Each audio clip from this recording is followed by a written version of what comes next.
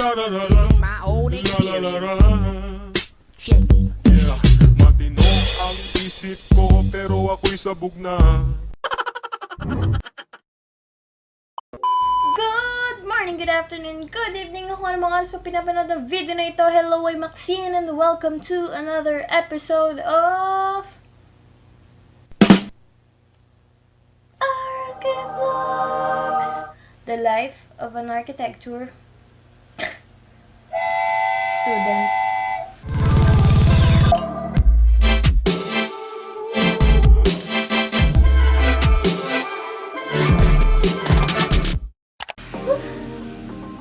So, ayun guys, here's the unfiltered version of me. So, hello sa inyo.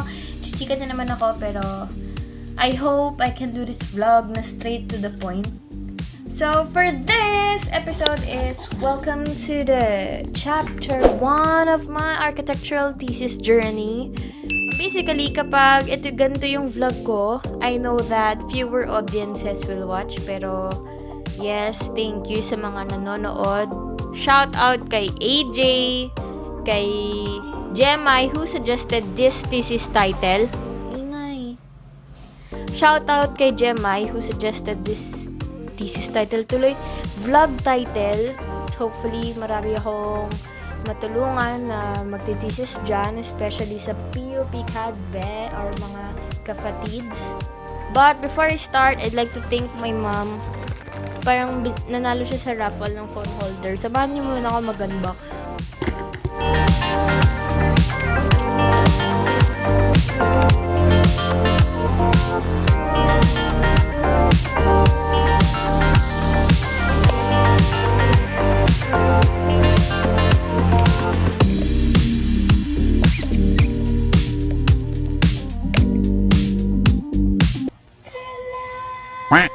Before I continue, so recap muna tayo kung anong meron sa Chapter 0 if you still haven't watched it. Sa Chapter 0 is, diniscuss ko lang naman kung paano yung mga subjects sa PUP and you have to do title proposals and syempre para magkaroon ka ng thesis title. So, ganun lang siya. And disclaimer lang before I continue. So, I'm not a research expert. So, I'm just sharing the parts of my thesis and syempre, my insights which are just based for my encounters, my friends' encounters, and experiences. For this vlog, so I will tell the things that I should have known before making my thesis title. And syempre, I'm also be discussing parts ng chapter 1 which is the introduction. Without further ado, let's go! First part of the chapter 1 is the background of the study. So, kapag background of the study, this is just the general statement of the project. Can be a historical background, syempre yung project background, ano yung thesis topic mo. Yun din, so ilalagay mo rin siya. And, ang pinagkaiba lang niya sa abstract is, kapag abstract, it's the summary. So, mas maigsi, kumbaga. Pero ito is, kapag background of the study, this is more detailed, pero mga overview lang ng mga contents ng thesis mo sa mga succeeding chapters. Next part is, this is the hardest part to do kasi ito yung mga pinakamaraming revisions. And if you revise something, tendency is babalik ka talaga at babalik ka sa chapter 1. For the second part is the statement of the problem. Ang isa sa mga pinagsisisihan ko, so ito na yung number 1 thing that I regret is number 1, dapat nag-conduct ako ng maayos na data gathering. So, ang tawag doon is initial data gathering. So, dapat maaga pa lang, alam ko na yung scale na gagawin ko. Gaanong kalawak? Is it from a micro scale to a macro scale? Ano yung gusto ko i-solve? Dapat alam ko na agad yon. Yung project ko ba, is it national? Yung masaserve ng project ko? Is it regional or municipal? Or is it a city? So, depende. As mentioned from my previous vlog, is the difference of having a vision apart from having a solution. So, magkaiba pa yan. You have to have both. The tips that I can give you in making your statement of the problem is i-classify mo mag-categorize ka ng problem mo. Kasi, yun nga, so balik tayo dun sa scale ng project mo, makakatulong talaga pag kinategorize mo yung problem mo. Kapag sinabi ika-categorize, it can be technical or architectural, socio-cultural, social, cultural, environmental, pwede rin psychological. For example, yung thesis ko, it's a redevelopment. May mga technicalities like yung structural, yung condition ng building, so it can be under that. Kapag social or kapag cultural, actually this will really depend. So for example, kapag may cultural ka na problems, it depends on the building typology. Like for example, yung building mo is housing, or yung building mo ang gagamit is specific na community, or yung building mo is something like mixed culture yung gagamit. So, yun yung mga consideration sa pag-classify mo ng problem. As for me, isa sa mga problems ko is about cultural enrichment of the palengkes or the public markets. So, next is psychological. So, di iba pa to sa social. Pag psychological yung problem mo, mas magmamanifesto sa mga healthcare na typologies like hospitals, mental hospitals, ganon. Kahit sa jail or sa prison, magkakaroon ka talaga ng psychological na sub-problem. Next is, pwede mo rin siyang i-classify yung problem mo as environmental or pwede rin ecological. I have some classmates who have their thesis na nasa Manila Bay. So, yun. Very crucial yun. So, parang yun yung ma-highlight niyang problem. Next is, meron din ako mga classmates na island yung thesis nila. Meron nagtithesis rin ng parang waste to energy, ganon. So, maraming types. Kapag magka-classify kayo ng problem, kailangan mo syempre i-consider yung building typology mo. And eto guys, ang palagi kong ipapaalala, and for sure ipapaalala to ng mga professors nyo, not everything can be solved through architecture. Always remember that. Kailangan nating i-admit na architecture cannot solve everything, ika nga. Let's be practical, guys. Hindi lahat ng building kaya i-solve lahat ng problema sa mundo. For example, you cannot solve poverty through housing. So parang ganon, you have to analyze na hindi lahat masasolve. So, you cannot solve climate change in just one building. But, ayun guys, knowing that you cannot solve everything through architecture, at least you know that it's going to be a contribution kahit papano, but not the whole context. So, kaya, kailangan mo ng pulido na statement of the problem and kailangan mo mag-categorize. So, ito yung advantage ko way back is categorizing these problems para mas maintindihan ng juror, ng advisor, ng professor yung book mo. Ang haba na explanation ko, statement of the problem pa lang yan. Pero sa mga susunod, maigsi na. It's because ito yung foundation ng thesis mo. So, ito yung kailangan mong ma-realize before making your thesis title. A thesis is not a thesis kung wala kang problem na isa-solve. Let's say, ang ganda ng ibang parts ng book mo, madaling ma-invalidate yung buong thesis book mo kapag mali na agad yung statement of the problem mo. So, yan yung pinaka-basic rule, like parang mga basic tip ng mga professors.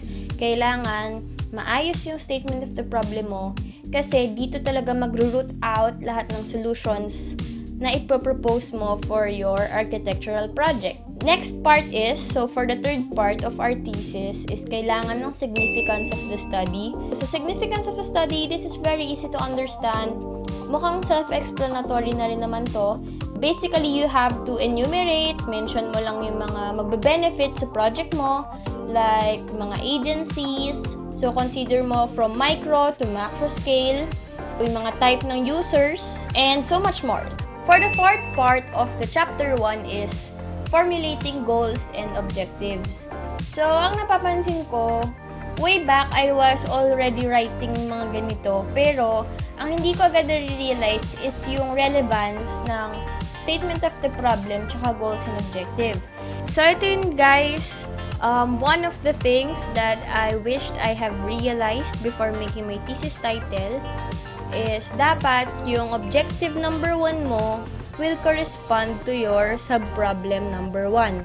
So, meaning dapat bawat problem and bawat objective is konektado sila sa isa't isa. They are related, they are interconnected, and they are interdependent. Pare-pareho lang yun. For the 5th part of your chapter 1 is yung scope and delimitation of the study. Nung mga baby thesis pa, hindi ko to masyadong gets. Like, hindi ko nakita yung importance ng part na to.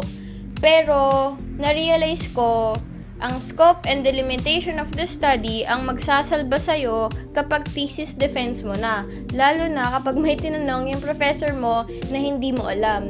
Sometimes, there are jurors you will encounter that will ask you kasi nasa 40 nila yon. Like, will ask you on a specific structural, electrical, which is student ka pa lang naman. So, kailangan, may mga prof rin kasi na hindi considerate when asking that. For example, sa project ko is redevelopment of a public market.